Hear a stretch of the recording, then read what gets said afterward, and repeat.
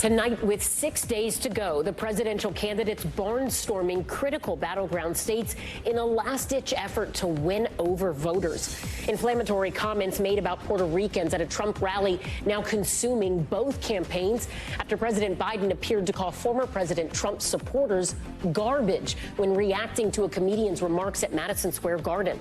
The former president firing back from inside the cab of a garbage truck as Vice President Harris distances herself from her boss. Also tonight, election threat warning, ballot boxes set on fire, and artificial intelligence spreading disinformation. Polling centers enlisting snipers and officers on horseback to keep ballots and workers safe.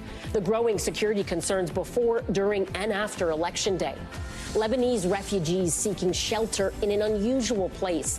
One of Beirut's most popular nightclubs now housing hundreds trying to escape the war. Our team speaking to those now sleeping on what used to be a dance floor. And the new developments, U.S. officials heading to the region to try and broker a peace deal. Could this lead to an end to the war in Lebanon? And breaking tonight, the explosive fire at a battery plant. Flames shooting from the facility as thick black smoke fills the sky. The urgent evacuation efforts now underway. The $1 million teacher cheating scheme. An assistant principal and several others arrested for orchestrating a plot allowing unqualified educators to teach in schools. More than 200 people allegedly paying to pass certification exams. We're trying out viral products for the fall. Could this glove be the trick to avoiding the slimy mess when carving a jack-o'-lantern? What about a leaf collector vowing to clear lawns in a matter of seconds? Are they too good to be true? Our Maya Eaglin finds out. Plus, the number of E. coli cases linked to that deadly McDonald's outbreak rising once again. Top Story starts right now.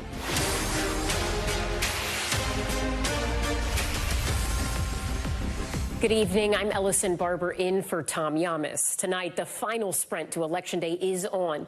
But as former President Trump and Vice President Harris tailor their closing messages to undecided voters, their arguments are being largely overshadowed by trash talk. Both campaigns now in cleanup mode after a comedian's disparaging comments calling Puerto Rico a floating island of garbage at Trump's New York rally on Sunday. Then former President Biden slamming the remarks and appearing to call Trump's supporters garbage before walking it back.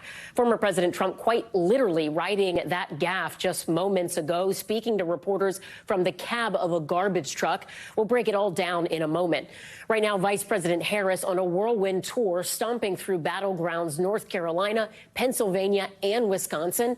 Former President Trump also spending his day in the Torrential state, a state he won twice, but recent polling shows a razor-tight race. As he prepares to speak tonight in Green Bay, Wisconsin, the former president repeatedly amplifying false claims of voter fraud.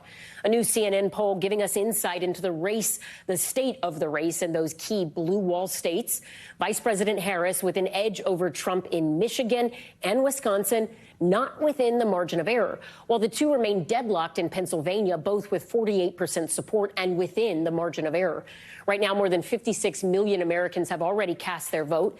Taking a live look at Washoe County, Nevada, home to Reno, where the county has already begun. At this hour, there are growing concerns about election threats, officials sounding the alarm on foreign interference, domestic extremists, and escalating threats to polling centers. What the FBI and police are monitoring. We have so much to get to this evening. NBC's Garrett Hake is going to start off our coverage from Wisconsin. Tonight, former President Trump weighing in on the firestorm over remarks by President Biden, where he appeared to call Trump supporters garbage, looking to turn Biden's controversial comments into a campaign rallying cry. Joe Biden finally said what he and Kamala really think of our supporters. He called them garbage. My response to Joe and Kamala is very simple. You can't lead America if you don't love Americans. You just can't.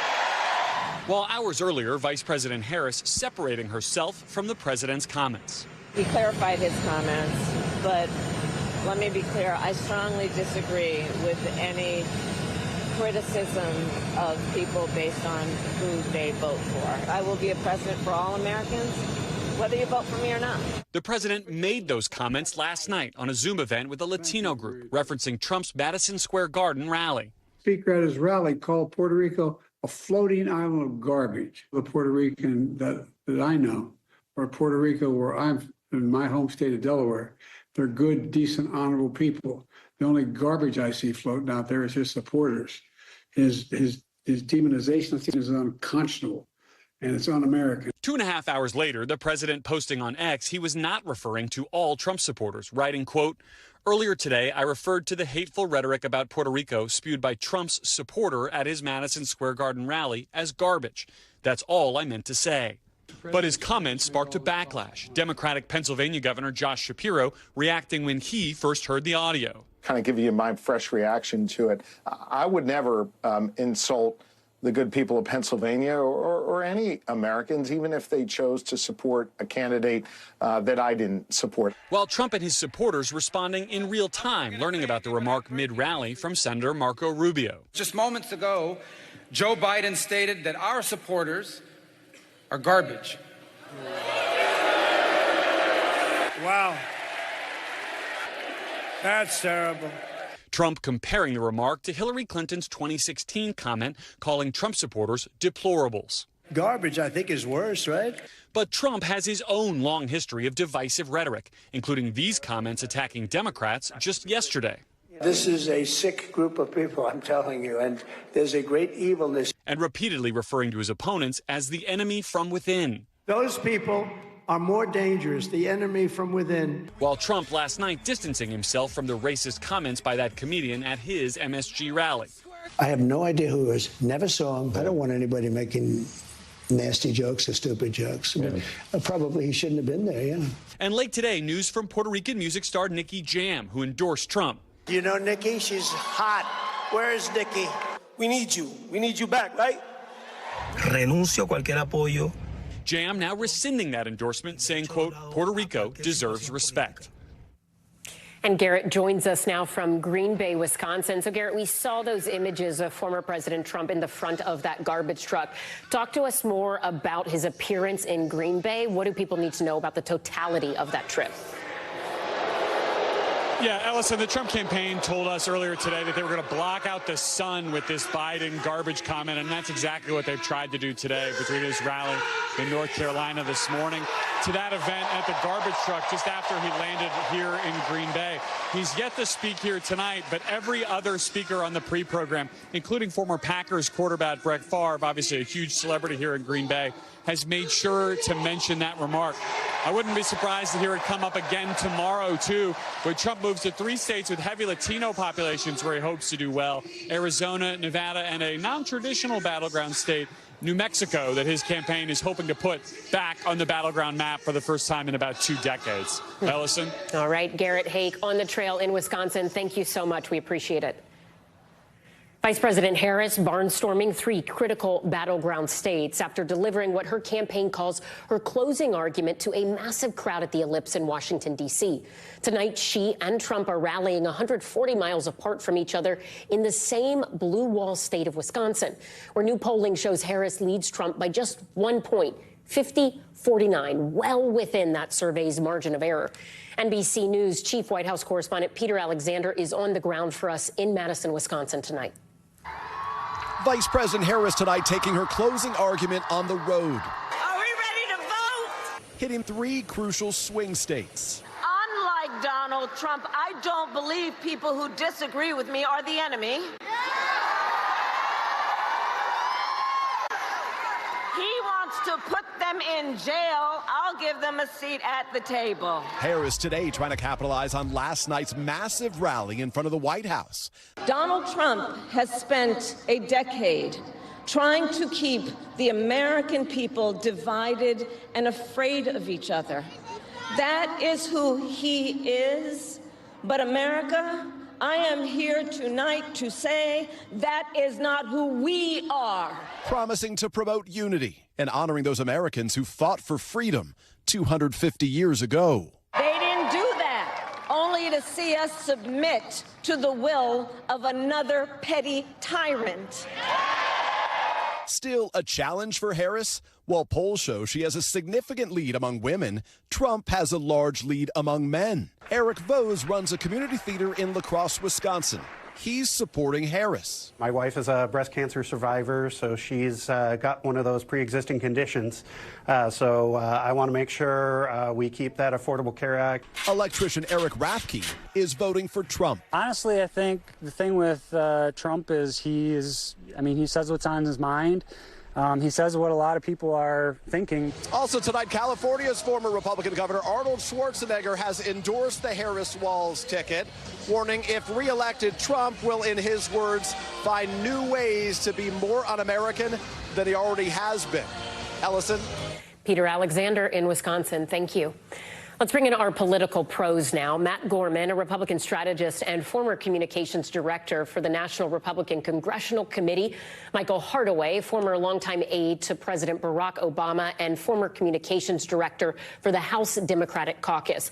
Michael, let's start with you here. There has been some reporting around the Harris campaign trying to keep President Biden off of the campaign trail. Now Vice President Harris separating herself from President Biden's garbage comments. We heard Garrett's reporting earlier saying that Trump campaign officials told him they wanted to try to block out the sun with this comment. That's why we saw the former president in a garbage truck, right? What are your contacts close to the campaign saying about this moment? Is there frustration that Biden seemingly stepped on Harris's moment after that speech at the Ellipse and now is having to deal with what could arguably be a bit of a political liability here? Yeah, listen, I think it's interesting because, look, you saw a guy, first of all, who's not running for president, but is an 81-year-old man who has both had an ability to not speak well his entire career, and also he seems to have some sort of brain issues. And so I think that's what you saw. He clarified. I'll give him the benefit of the doubt. I honestly think this is a distraction. I think the racist comments from Trump's rally the other night are also a distraction. I think we should be talking about the idea of the Washington Post story that ran today, talking about how the Trump tariffs will drive up costs for all of us throughout the country. And I think that's what most voters want. I think ultimately most voters don't care about this particular news cycle of what we're talking about as much as they care about the fact that everything they will buy will go up if Trump gets in office and enacts those tariffs that will drive up costs. Well, they're certainly talking a lot about this moment, it seems. I mean, Matt, the former president is still dealing with the fallout from that comedian's racist routine on Sunday's New York rally. And let's call it what it is. It was racist. We mentioned a prominent Puerto Rican reggaeton star, Nicky Jam, withdrawing his Trump endorsement. I want to play some of what he had to say, and then we'll talk right after. Renuncio cualquier apoyo a Donald Trump y me echo a los lados a cualquier situación política. Puerto Rico se respeta. I revoke any support of former President Trump. I mean, the former president hasn't fully condemned the rhetoric that we heard at that rally, in particular from the comedian. Nicky Jam, though, this is not some C-list celebrity we're talking about. His words do matter to a lot of people. Is there any worry, either for you or when you talk to your campaign contacts, that this sort of backlash could impact the former president in places like Florida, where you have a voting base that is paying attention to this and was offended by a lot of these remarks? Yeah, look, a couple things. Nicky Jam can vote for whoever he wants. God bless him. I'm not going to say anything on that. I think, but I'm not going to also pretend that it has some sort of outsized impact. And I don't think the Trump campaign does either. I mean, you saw Trump refer to him as a her initially in that clip package you played before. So I don't think he has much awareness, too. And look, I think there is a difference, candidly, between an offensive and terrible joke for some comedian who no one knows other than the Tom Brady Netflix roast and the sitting president of the United States. And look, if he has brain issues, he still has the president of the United States with the nuclear launch codes. There is a big difference here. And look, I will say this. The biggest way, I think, for the Trump campaign folks who I talked to get back on offense was to get back on offense and go after this. I mean, Joe Biden handed Donald Trump and the Trump campaign a gift with these comments. And instead of talking about that joke in the rally from Sunday, we're now talking about President Biden's comments, and we will be until, I assume, Tuesday. Michael, let me ask you about celebrity endorsements, because I'm interested in this idea. I know there's always this debate about whether or not they're important. And at a lot of points in campaigns, it's like, no, probably not, right? People want to talk about the issues. They're making up their mind on other things. But when you look at a race this close, when pollsters have said, based on this current slate of polling we've seen, this is the closest presidential election we have seen since 2000, could these last-minute celebrity endorsements and or appearances, whether it's for Harris or Trump, in a race this tight, have an impact on voter turnout in the final moments? It does. It matters in two ways. For instance, you have a Beyonce who speaks to an audience that was going to already vote for Kamala Harris. But one thing she does do is drive energy and excitement right before Election Day. So that matters because they can drive an energy around a candidate. The next thing is, you know, someone like a Mark Cuban or someone who's more moderate can also speak to those particular voters who may or may not know how they feel about a candidate. And so that is also useful depending on who that person is. And so it matters for those two reasons: the energy behind the candidate, and also if you have someone who's more of a moderate and has fans that could go either way, they might be useful in pushing a few votes toward your direction.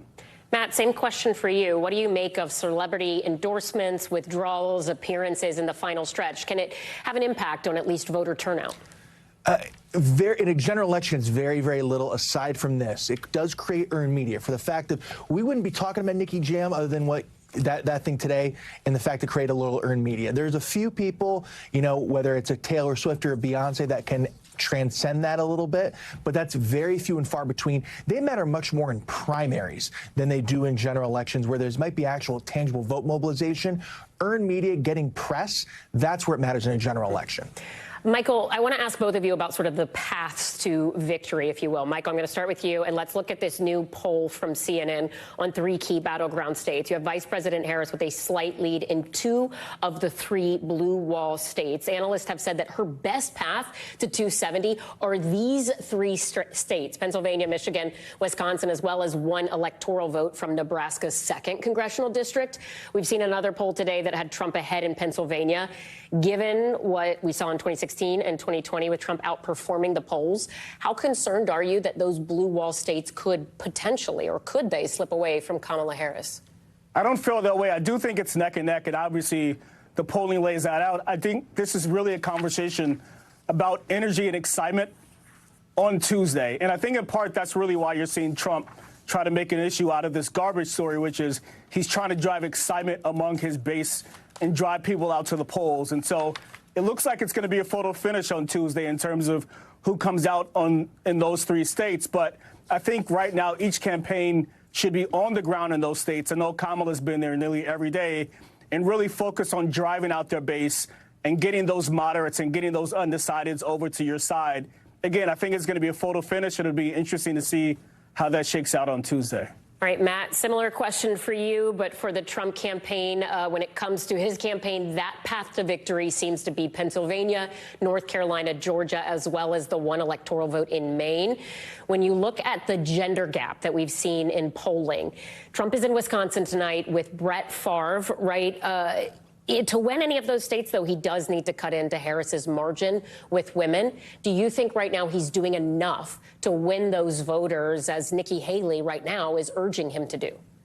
Well, Nikki Haley and Trump should campaign. I don't know what the holdup is. Whoever side is holding it up should stop, and they should campaign together. But I'll say this: at this point, winning men by more than they lose women, and for Democrats, vice versa, is going to be one of the keys to this election. Right? Look at North Carolina. Look at Georgia. Very early in the night, we will have a really good, keen see of whether or not even the blue wall will matter that much, or where the blue wall is headed. These states aren't in vacuums. Likely, these states, some of them will fall together. Michigan, Wisconsin for one, North Carolina, Georgia are another little packet of states, which will tell us a lot about where the night's headed. Pennsylvania could be on its own island there. But that's an exception rather than the rule.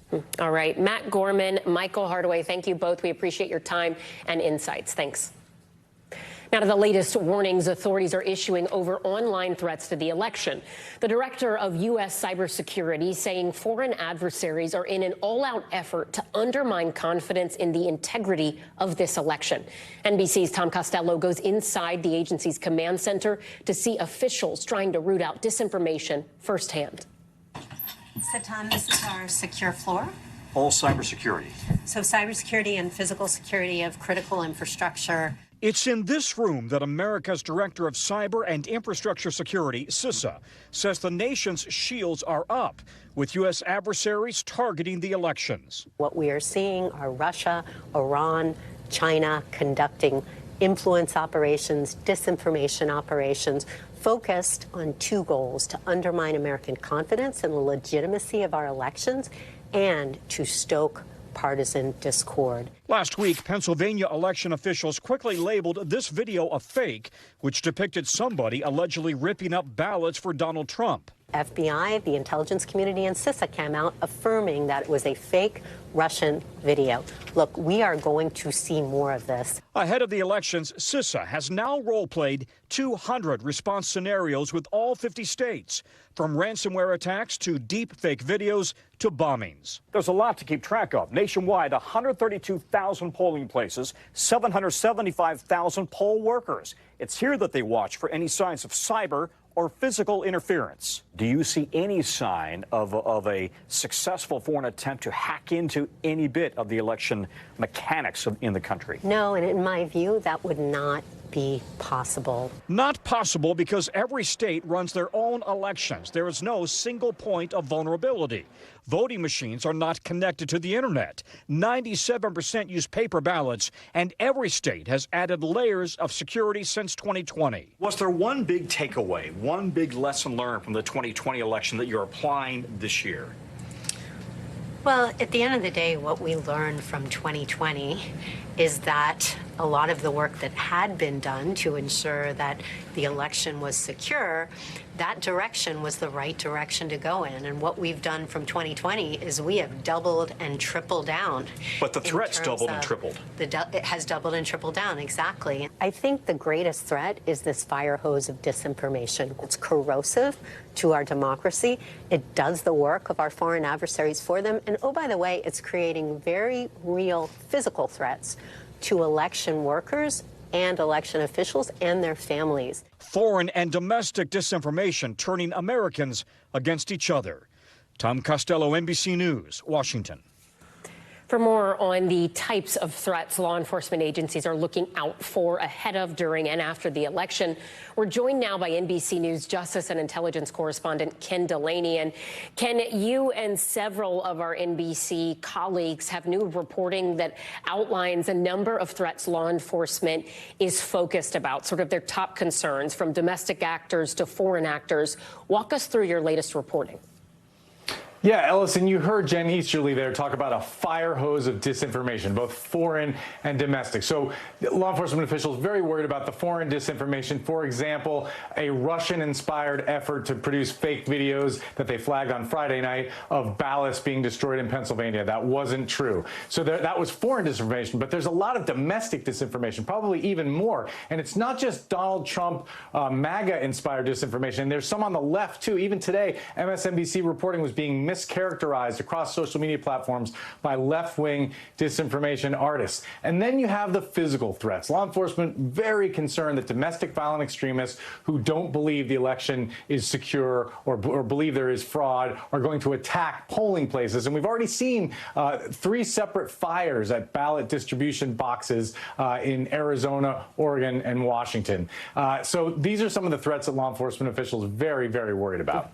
You also outlined something that's called the AI beast of disinformation. Explain to us what that means, and big picture, is law enforcement or are systems ready to manage these possible threats?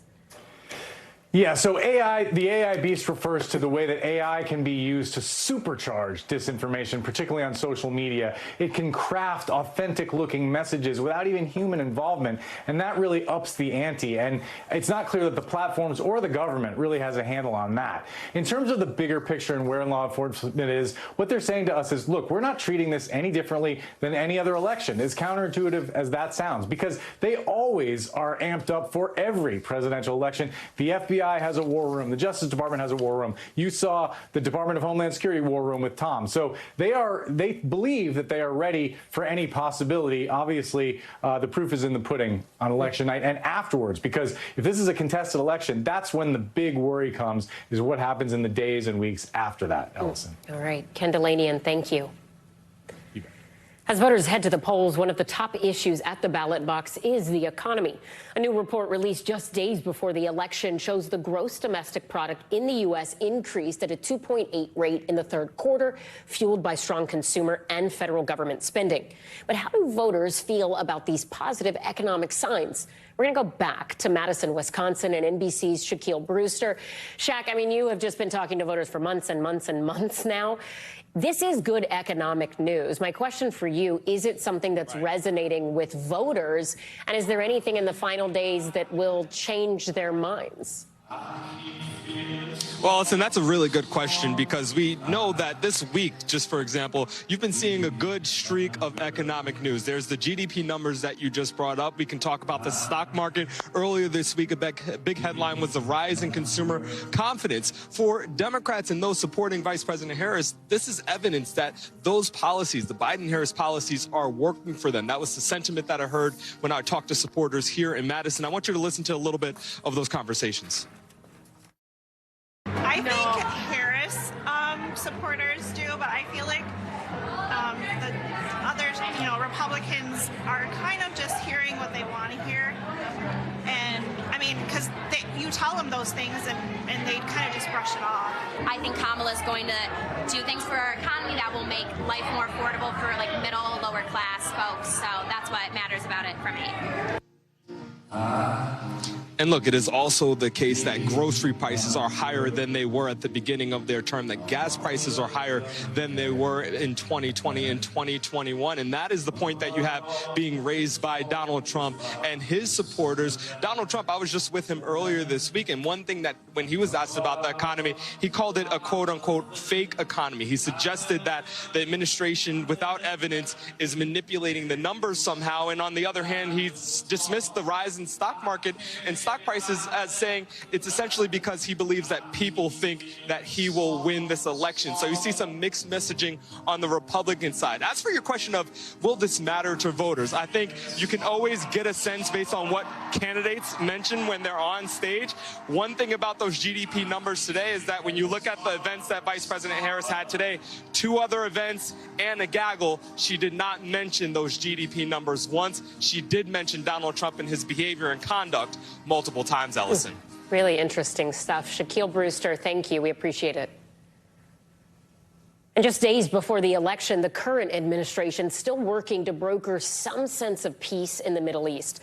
One source briefed on the matter tells NBC News 2 senior White House officials are set to meet with Prime Minister Benjamin Netanyahu in Israel tomorrow. The discussion at hand, the possibility of ending the fighting in Lebanon. The relentless Israeli airstrikes there displacing more than 1 million people who are now struggling to find shelter. One unlikely refuge, one of Beirut's most exclusive nightclubs, now opening its doors to those in need. NBC's international correspondent Matt Bradley has more. Only a few weeks ago, the music inside Skybar used to pulse. A spot where Beirut came to see and be seen. It's now a place for safety and security. Under the dust of your feet, my body. The only songs filling this space now come from hundreds of displaced people seeking refuge from Israeli bombardments. Forever. Fatin and her family are homeless, displaced by Israel's attacks on southern Lebanon. As Muslims who don't drink alcohol due to their faith, they've found an unlikely refuge. Is it weird to be here in a nightclub? It's weird because we are Muslims, right. And Muslims cannot attend nightclubs, and it's nightclub, it's, something, right. Yes, weird, But now I have another thinking, I have changed my attitude. Yeah, how so? Living in a nightclub is a paradise now. Now, and even if the war will end, I will come and visit them. The only person here still doing the same job is the club's bouncer. There's no dancing now with this particular clientele. He used to turn people away, but ever since Skybar opened its doors, his job is to let them in and keep them safe. That's unlike many places in Beirut where doors are closed to the displaced, even some mosques. غريب الجامعة مسكرة والنايت كلاب مفتوح. هذا لأنه غريب، لأنه هذا زلمة مؤمن، زلمة عنده ضمير بخاف الله. كيف إنه هذا سكره فتحوا للنازحين يلي جايين فتح لهم إياه. عرفت شو؟ وهذاك المعبر من الله أكبر مسكر. The situation outside is desperate. The Lebanese government says some 1.2 million people have been displaced in the last year. Many are sleeping on the streets, but this place is a sanctuary. Dalal Al-Mahdi says it's better than a 5-star hotel. قاعدين نحن هون قاعدين نايمين مبسوطين عملنا خدمة 24 هذه كهرباء ما بتنقطع برا كلها كهرباء بتنقطع كل شيء مأمن هون 87 And for many, this isn't the first time that war has led to homelessness. 2006 He says that he's fled his home 4 times in his life, always because of Israeli invasions, and every time they destroy his house. With U.S. elections only a week away, the entire region is looking to America for relief. Fatin's parents live in Michigan, where they're getting ready to vote in a crucial swing state. Are you hopeful that someone will stop the war? Yes, of course. Yeah. And it will be from America, you think, who will stop the war? Kindness is always there. In America? Kindness is always in the heart of every person, I think. And Matt Bradley joins us now from Beirut. Matt, we heard there the hope from people in Lebanon that the United States will help and do something to end the fighting. What more do we know about that meeting between senior White House officials and Netanyahu? Yeah, well, we're hearing that Brett McGurk and Amos Hochstein, 2 of the most senior envoys from the Biden administration, are headed to Tel Aviv tomorrow. Now, the main focus of this isn't actually the Gaza Strip, as we've been seeing for the past year. This diplomacy is about trying to resolve the fighting over Israel's northern border with Lebanon. Now, whether or not that could happen, there is thinking that that's more likely to see some sort of a breakthrough than what we're seeing in the Gaza Strip. And we have been hearing that Hezbollah is no longer making a ceasefire in the Gaza Strip one of the preconditions for them to stop fighting the Israelis here in Lebanon. But still, there's a lot of pessimism around this, and we're also hearing from senior officials that this really could take weeks or even months to come into effect if there's an agreement at all. And what are we hearing of late from Hezbollah, Matt? The new head of that organization delivered his first address today, right? That's right. Naeem Qasem, who was just elected in the past couple of days to head Hezbollah after the assassination of Hassan Nasrallah and Hassan Nasrallah's sort of, assumed successor, who hadn't even been elected to the post before he was killed by the Israelis. So we heard from Naeem Qasem. We don't even know if he's here in Lebanon. It's thought that he might actually be in Iran, where he would, of course, be seeking cover because the Israelis are picking off top Hezbollah leaders one after another. He vowed that he was going to continue the fight against the Israelis, but he also said that there was some sort of an opening for a ceasefire, though he said that Hezbollah isn't going to beg for a ceasefire from the Israelis. Ellison. Matt Bradley in Lebanon. Amazing reporting. Thank you. Still ahead tonight, the massive fire erupting at a battery recycling plant. Terrifying video showing fireballs exploding and dark smoke filling the air. The emergency evacuations, residents in neighboring towns told to stay inside. Plus, the education scandal rocking Houston. Teachers arrested for orchestrating a scheme allowing hundreds of unqualified teachers to pay for someone else to take their certification exams. We'll tell you how they were caught. And E. coli cases on the rise linked to that deadly McDonald's outbreak.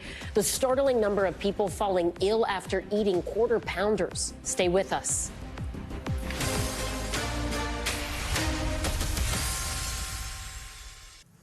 Back now with the alleged teacher certification scam uncovered in the state of Texas. Multiple teachers charged with running an elaborate ring in which some teachers allegedly paid thousands of dollars to have someone else take certification exams for them.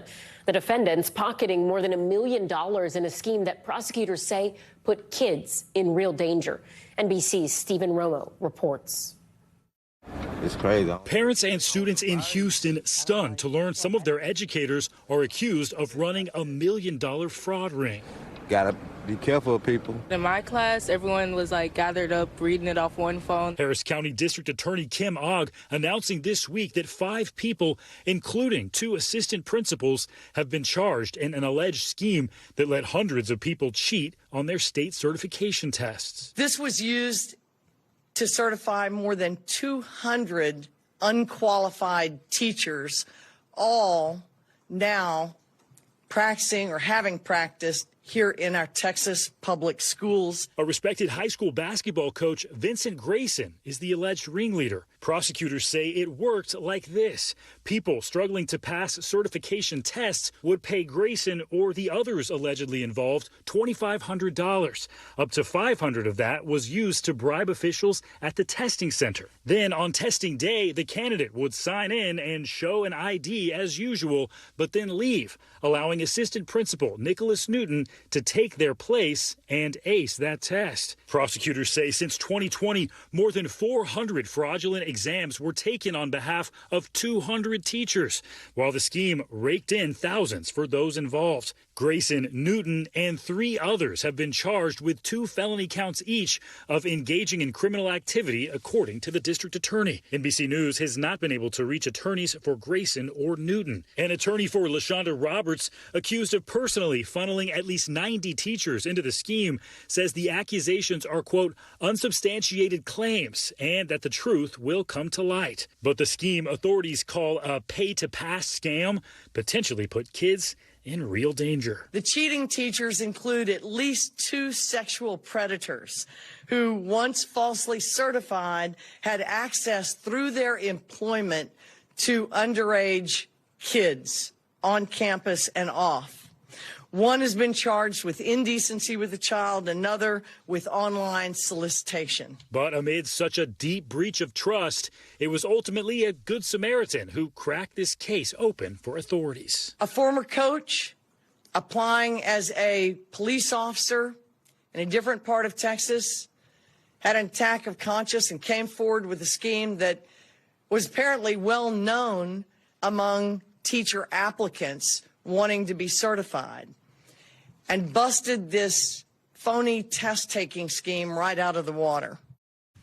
And Stephen Romo joins us now in studio. So, Stephen, in addition to that Good Samaritan, was there something else here that tipped authorities off? Yeah, there actually was. Teachers from all over the state of Texas were sometimes driving hours to get to Houston to go to these specific testing centers. So that raised some suspicions on its own. But because of that fact, right now authorities, they're really focusing on the people they say that made money behind this scheme.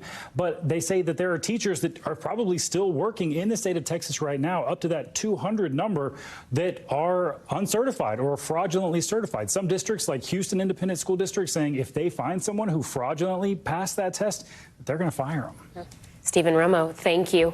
When we come back, new details on the Menendez brothers case. Their resentencing date just announced. Stay with us.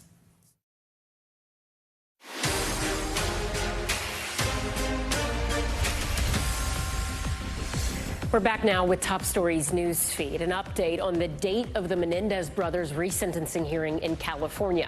An official from Los Angeles Superior Court telling NBC News the resentencing hearing is now scheduled for December 11th. The judge will determine whether Eric and Lyle Menendez should be resentenced for their parents' murder.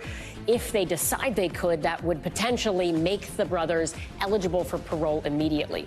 Late today, the Los Angeles DA announced he supports the brothers' request for clemency. Evacuation orders are underway in Missouri as a massive fire rips through a battery plant. New video, you see it here, showing large plumes of smoke rising from the lithium battery recycling plant in Frederickstown. Authorities telling residents in the immediate area they need to evacuate and urging anyone else within the reach of the smoke plume to shelter in place indoors. No injuries have been reported so far. Lithium batteries can generate toxic gases and carry a risk of reigniting. And another update for you tonight. More cases of E. coli have been linked to McDonald's Quarter Pounders. The CDC now reporting at least 90 people across 13 states have been sickened. At least one person has died. The agency adding the true number of cases is likely much higher. The CDC says sliced onions from supplier Taylor Farms was the likely source of the outbreak. Turning overseas now to the deadly flood sweeping across eastern Spain. Villages submerged and roads overtaken by water after the region was battered by a month's worth of rain on Monday and Tuesday. Authorities say nearly 100 people were killed, and that death toll is expected to rise. NBC's Keir Simmons has this report. Tonight, Spain hammered by catastrophic flash flooding that carried whole cars away in its deadly currents. This woman and her dog, initially struggling in the water, then saved. One of many dramatic helicopter rescues. Here, a child. Drivers trapped by a year's rainfall in just 8 hours. The aftermath like a pile-up on the freeway and in southern eastern Spain's narrow streets. At least 95 people have died. Tonight it's unclear how many are missing. One witness saying a house at the entrance of the town just disappeared. Look how we have torn our clothes because we were saving dogs, says another. Climate change is causing more extreme rainfall events, while Valencia has a history of sudden floods. More than 1,000 troops have been deployed amid criticism the local government was not prepared. The Prime Minister declaring the whole of Spain is crying with you and promising we won't abandon you. Many homes are rubble, the King calling it enormous destruction. Keir Simmons, NBC News. Staying overseas now with Top Stories Global Watch. New details on the American kidnapped in the Philippines nearly 2 weeks ago. Philippine police say they've arrested at least 3 suspects in connection to the kidnapping, but they are still searching for 3 more. As we've previously reported, 26-year-old Elliot Eastman from Vermont was allegedly shot in the leg before being dragged into a speedboat that fled south. Authorities believe he is still alive. And Oasis announcing it is canceling thousands of reunion tour tickets sold by resellers. The iconic British rock band has confirmed that nearly 50,000 of the 1.4 million tickets sold for the UK tour dates will be canceled and relisted on Ticketmaster.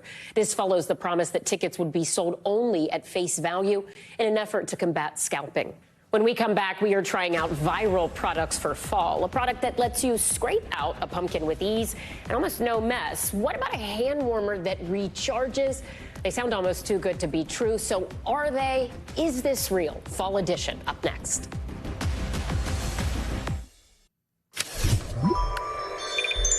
Finally tonight, have you ever seen a product on social media and wondered, is that real? Well, NBC's Maya Eaglin is taking a look at some hard-to-believe fall products firsthand to tell us how they work. Here in New York, fall is in full swing, which means a stunning array of foliage. But also, most of the ground is covered in leaves. What if there was a way to pick them up without the rake and trash bags? Enter Gardena's Lawn and Leaf Collector. It's just one of 3 viral products that caught our eye on social media. And we want to see for ourselves if they help make the change of seasons more enjoyable. On TikTok, you can see influencers using Gardena's Lawn and Leaf Collector cleaning their lawns in seconds. For about $180, the company promises a quick cleanup without having to bend down, easy storage, and unlike a leaf blower, no noise. Let's open it up. A few different parts here. It does need to be assembled though. All right, so I see that we've got to flip this upside down. So the wheels are flat. And then there's this little hole here that these rods are going to go into.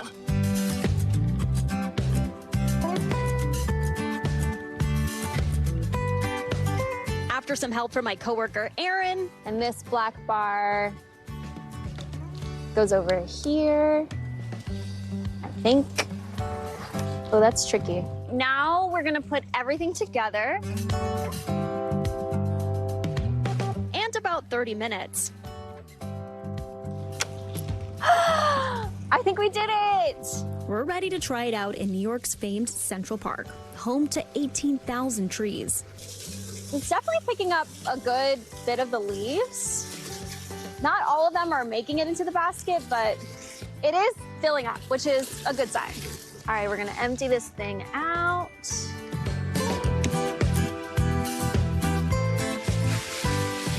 All right, so this leaf collector was a little tricky to put together. The directions were slightly confusing, but when I did get the hang of it, it was pretty easy to maneuver. Falling leaves, not the only sign of the change of the season. It also comes with a drop in temperatures. In the fall time, there's also a lot of outdoor chilly activities. We have trick-or-treating, we have football games and tailgates.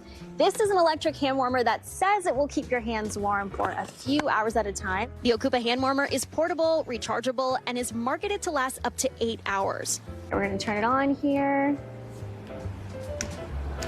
3 different heat settings. I do feel like getting a little bit warm. Let's see. Nice, and I feel like it would fit in a pocket. The heat lasting 5 hours when we used it, starting with a full charge. I would say this is real, but it would be real nice to have 2 of them in one package. And it wouldn't be fall without the iconic jack-o'-lantern. The pumpkin glove scraper going viral and even featured on an episode of Shark Tank as a fix to that dreaded task of cleaning out the seeds and pumpkin guts. It says no sticky slime, no cold, wet mess. So let's take it out and see what's inside. So there's 2 sizes in here. There's a large and a small. I went with the small, and now let's open up the pumpkin.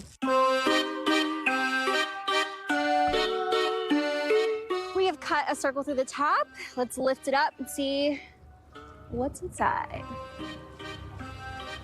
Perfect. Ah, this reminds me of Halloween growing up. So much fun. All right, the inside of our pumpkin is here. So let's put the glove back on and scrape it out. I think the best way to do this might be scraping all the sides and then taking it all out. Let's see. Oh yeah, got a big clump there. Honestly, this took no time at all, so I would say this is real, but as for the mess, not so sure about that. Thanks, Maya, and thank you for watching Top Story. I'm Ellison Barber. Stay right there. More news is on the way.